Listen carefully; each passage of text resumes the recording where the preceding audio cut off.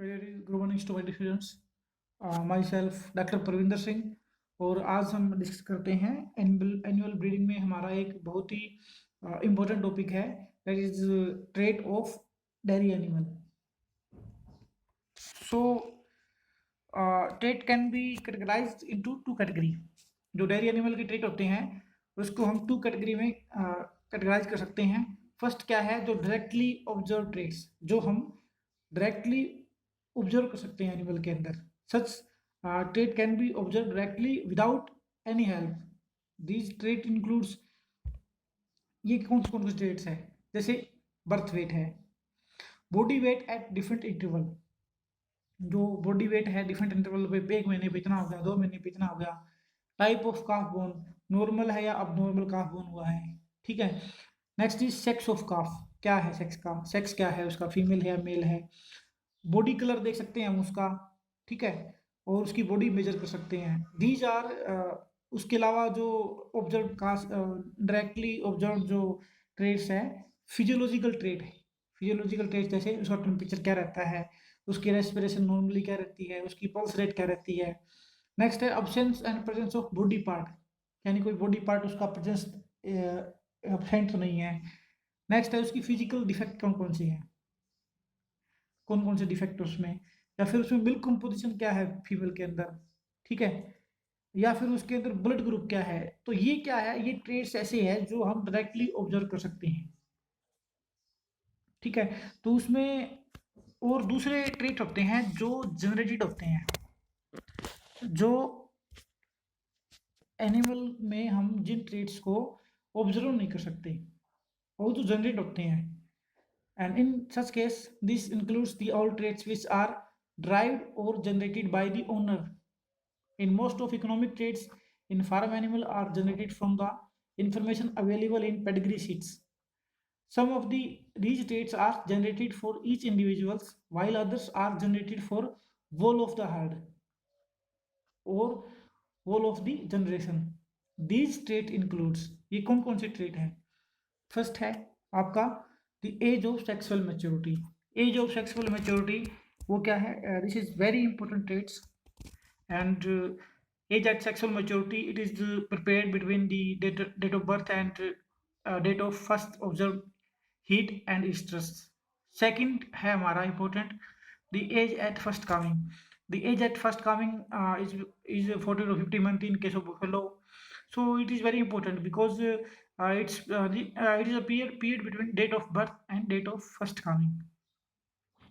When animal वो have very high age of first coming, suppose that is above 60 months, it means that that is not economical.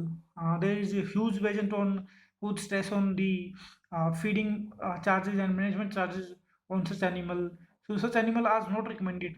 Generally we call this type of animals. So that is very observable economic trait. Next हम देखेंगे service period. Service period क्या है कि it is the period between dates of calving to the date of conception. इसमें क्या होता है कि अगर आज कोई काविंग हुई है, उसके बाद दोबारा एनिमल हीट में आएगा और दोबारा उसमें कंसेप्शन होगा, ठीक है, तो उस केस उसको बोलेंगे हम सर्विस पीरियड। एक होता है gestation period. Gestation period means it's a period from date of conception to the date of calving. Next क्या है, calving interval. Calving interval is very important because it is very important indirect observable trait, because calving index is a interval between the two successive calving, because it directly influence the economic productivity and value of the animal. If suppose the animal have very high calving interval, it means that it's not economical to burden out the for the owner to manage their feed, to manage their other extravagant. So that is very important step. Next one है हमारा fertility index for bull. Bull के लिए fertility index है, that is very important.